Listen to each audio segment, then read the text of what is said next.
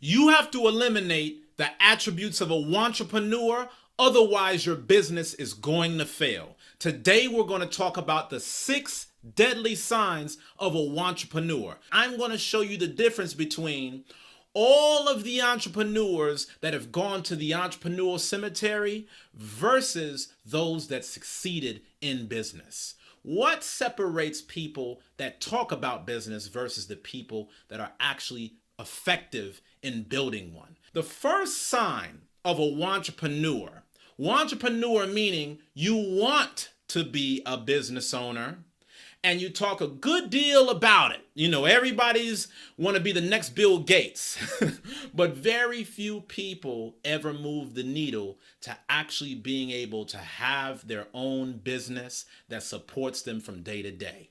And the first sign of a wantrepreneur that doesn't get successful in business is because they're filled with ideas. This person is all over the place every single day with a different idea. I've worked with so many people over the years that have come up to me and said, "Hey, Uzziah, I want to, have my own restaurant." And then 2 weeks later, they'll be like, "Hey, Uzziah, I want to have my own daycare facility. Hey, Uzziah, I want to be able to have a comic book. I want to be able to do a movie. I want to be able to just walk on water." Every other day, there's a different idea. Ideas don't equal business. Ideas don't equal success. In fact, one of the things that I've always said is ideas are the lazy man's way of staying relevant. Because a true entrepreneur doesn't pride himself on their ideas. They pride themselves on the results that came from their execution. Take one idea and go to the moon with it. It's as simple as that. If you want to know how to be successful in business, take one idea and be willing to stick with it over the next 20 years. Let's go to the second thing. A lot of wantrepreneurs never take forward steps because they're spending so much time in their head that there's no time to actually take action. There's always these different questions that a lot of wantrepreneurs have. Okay, well, should I do this? Should I start up a business? Or, should I do a side hustle? Should I, have a website? Or should I get going on social media? Should I be on Instagram? Or should I be getting going on Facebook? Just start doing something. When you find yourself in analysis paralysis, every one obstacle becomes a showstopper for your progress. And I would rather that you move forward, even in slow steps, than to stand still doing nothing. Every major business around the world is constantly moving in some direction. They don't have all the answers in front of them, but they understand that if they just stand still and they don't put their all towards growing and being in forward motion every single day, their stalling is a guaranteed way to make sure that they fail, that they're dead in the water, because guess what? Your competitor is always working. Your competitor is always learning. They're always growing. They're always trying new things and they're testing new things. And the only way that you can get ahead is if you do the exact same thing. Always be willing to press forward. Never allow yourself to be stopped by any one question, any one doubt, any one concern. All business is solving problems. And nobody has all the answers. We figure it out as we go. The number 3 reason that so many wantrepreneurs do not become successful in business is because they focus on vanity metrics rather than real results. A lot of people have stopped me over the years and have been like, "Hey, Uzziah, you know what, man? Your website needs to be this much better. It needs this new shiny feature. Man, you know what? When you speak on these videos aren't really going to go that far because you don't have the shiny lapel on that's made out of gold trims." The difference between a wantrepreneur and an entrepreneur is a wantrepreneur, they wait for perfection. So they don't start a business until they have the perfect logo, the perfect website, the perfect video, the perfect sales funnel, which in actuality means they don't start a business because you never get perfection on day one. Or you spend so much time trying to build this fancy website that you have not focused on actually monetizing from that platform. What do entrepreneurs do instead? See, real entrepreneurs, the ones that are making money and going out and you see their business and year after year you're seeing constant growth.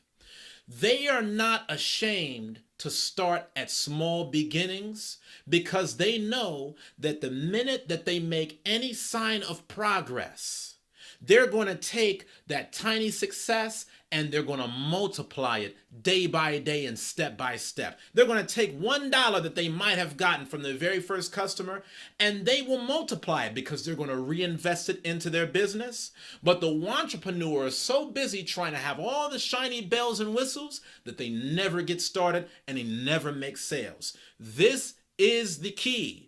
If you look at every major business in America, go to Amazon.com. Have you ever seen Amazon.com say, our website is down right now?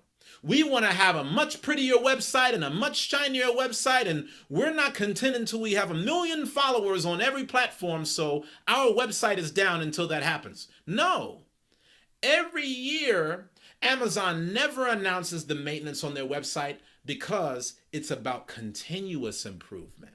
See, you don't start off being your best, but you get to your best by training to be the best every single day. Okay? And so don't focus on things like, do you have the catchiest business name? Do you have a business card that's made out of steel? Do you have an Instagram following that's about to put Kim Kardashians to shame? Do you have professional photographers following you around every day to do social media for you like paparazzi? Don't focus on the vanity metrics. Focus on, do you have a product that sells? Is there a marketplace that's big enough for the product that you're trying to deliver? Do you have an email list that's bringing you subscribers day by day? These are top focus metrics that you really need to understand. Do you have sales? Do you have prospects? What is the satisfaction quality rating of the product that you're delivering to the marketplace? And do you have an effective job of being able to collect sales from customers after they're paying you? These are some of the more important metrics that you need to focus on, not, how many followers do I have? Also, a lot of people are extremely casual in business. I call this coffee talk successful. You ever met a person that likes to go to like these happy hour events and mixers, and they like to act like they're the big dog in the room and talk about this and talk about that, but you find out it's just nothing but a pile of smoke. One big puff of smoke. They talk about it, but they're not really living it. A lot of people just want to be casually successful. What I mean is this. Everybody wants to be successful, and everybody can talk about their great plan on how they're going to be successful. Everybody has the next big thing. Everybody has the next big idea. But does your work ethic match the ambitions that you have? See, your ambitions might be way up here, but your work ethic, your organization, your attention to detail, your focus, what you're willing to sacrifice, your fortitude, all of those things could be down here. And if you're not matched up where you need to be, you're never going to see that dream realized. You've got to go all in. If you want to be successful in business, you got to be willing to go all in. There's no such thing as a casual, successful entrepreneur. Even if people are trying to sell you that dream online, they're putting in a lot of work behind the scenes, okay? This is almost the last part. Salesmen rather than businessmen. A lot of people that start up businesses, they're not really trying to build a real business behind what they're offering. They're simply just trying to take a product, put it in front of you, and hope that you buy it. If you're going to be an entrepreneur, that means you have to focus on multiple areas. You've got to focus on marketing. You've got to focus on operations. You've got to focus on building a staff, right? You got to focus on all of these different areas. What about your accounting? All of these different functional areas play a large part in how successfully your business grows by the day. But I see so many entrepreneurs that just say, hey, well, I know how to make pens. So all I'm going to do is make my pen, put it in front of you, and hope that you get it. That's a salesman.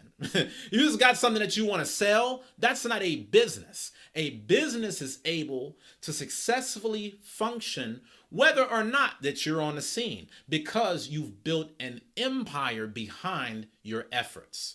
Last but not least, most entrepreneurs are not willing to learn anything, not on the level that they need in order to take their business to the next level. Here's the truth about all successful entrepreneurs. They are learning machines. They're always reading the newspapers. They're always reading books. They're always trying to take new courses and get enrolled with new trainings to figure out the answers to the things that they don't know in their business.